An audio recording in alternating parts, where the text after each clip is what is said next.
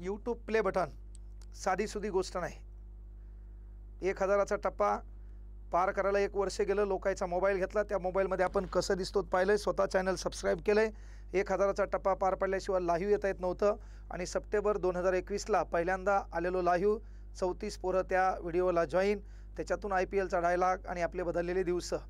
जिंदगी 1 मिनट में नहीं बदलती, लेकिन 1 मिनट का फैसला पूरी जिंदगी बदल देता है. त्या एका व्हिडिओनं कळालं आपल्याला महाराष्ट्राला काय लागते. त्याच्यावर वाटचाल करत राहिलो आणि करता करता इथपर्यंत पोहोचलो.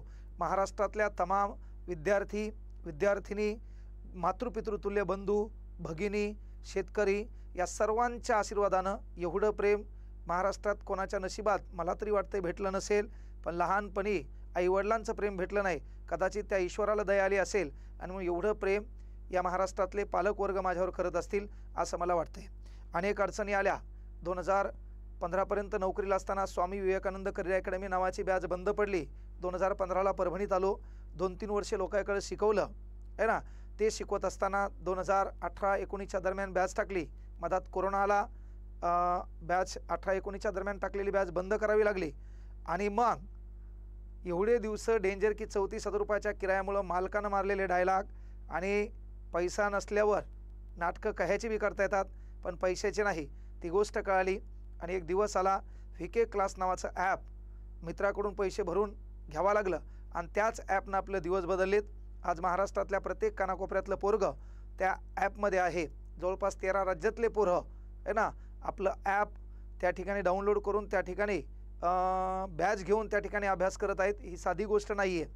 त्यानंतर यूट्यूब चॅनल 10 लाखाचा टप्पा पार केला. त्याबद्दल तुमच्या आशीर्वादाने, तुमच्या प्रेमापोटी आलेलं हे गोल्डन प्ले बटन लक्षात घ्या. म्हणजे ही जे गोल्डन प्लेट आलेली आहे, येणाऱ्या काळात लवकरच आपण प्लॅटिनम बटनपर्यंत पोहोचणार आहोत. त्याचा काही ताण घेऊ नका, ती बी लवकरच मी आणणार आहे. आणि 3 दिवसात पुन्हा आपले 21,000 नव्यानं सबस्क्रायबर वाढलेले आहेत. फक्त आपल्या चॅनलला कुठल्या जाती धर्म याचा गालबोट लागलं नाही, लागणार नाही. त्यानंतर पाय आपले जमिनीवर आहेत, ते जमिनीवरच राहतील. येणाऱ्या काळात जेव्हा परभणीमध्ये कुठलीही भरती असेल तर ज्या लेकरांच्या भरोश्यावर मोठं झालो त्या लेकरांची खाण्यापिण्या राहण्याची व्यवस्था मोफत करेल हाही शब्द द्यालो. महाराष्ट्रातल्या 36 जिल्ह्यामध्ये कुठंही कानाकोपऱ्यात ज्याला मायबाप नाही, जे लेकरू अनाथ आहे, त्याचं खाणं पिणं राहणं नोकरी लागेपर्यंत मोफत करतो, करत आहे आणि करणार हा शब्द या ठिकाणून द्यायलो.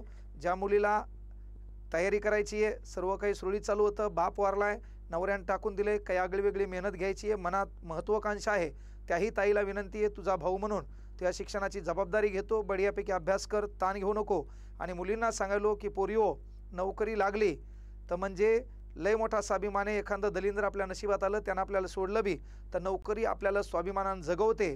म्हणून विनंती एकच करायलो, सध्याची गाढवाची मेहनत येणारं आपलं आयुष्य सिंहासारखं जगू द्यायचं असेल तर आवर्जून सांगायलो, काही करा, मेहनतीशिवाय पर्याय नाही. आपला एकच पक्ष, अभ्यासावर लक्ष, आपला एकच ध्यास, वनली अभ्यास. ह्या तत्वावर तुम्ही चाललात तर मी कुठल्याही भाषणात एक वाक्य बोलत असतो की स्टेजवर जी खुर्ची आहे त्या खुर्चीवर बसण्यासाठी एक सत्ता लागते, ती आपल्या नशिबात नाही. एक मालमत्ता लागते, तीही आपल्याकडे येईल का नाही याच्यात गॅरंटी नाही. पण बुद्धिमत्तेच्या भरोशावर कुठल्याही स्टेजवर बसण्याची ताकद तुमची बुद्धिमत्ता तुम्हाला निर्माण करून देते. तीच ताकद आज विठ्ठल कांगणेला लक्षात घ्या. स्वामी विवेकानंद नावाची अकॅडमी बंद पडली, पण महाराष्ट्राच्या कानाकोपऱ्यात कुठल्याही भाषणाला गेलो तिथं माझा फोटो असतो, गुटगुटीत खाली नाव असते, प्राध्यापक विठ्ठल कांगणेन खाली असते संचालक स्वामी विवेकानंद करिअर अकॅडमी. म्हणून काम ऐसा करो की नाम हो जाए, नाही तो नाम ऐसा करो की नाम सुनते काम हो जाए. तुमच्या कामामुळं तुमच्या नावाची ओळख झाली पाहिजे, नावामुळं जे काम करतात त्या कामाची ओळख झाली पाहिजे. त्या स्वामी विवेकानंद करिअर अकॅडमीला विद्यार्थी असताना, काम करत असताना त्या कामापासून आपलं एक आगळं वेगळं ऑफिस होतं, त्या ऑफिसमध्ये आपण बसू शकतो ना, आपण लोकांना ऑर्डर देऊ शकतो. हे कोणाच्या नशिबात भेटेल एवढी साधीसुधी गोष्ट नाही.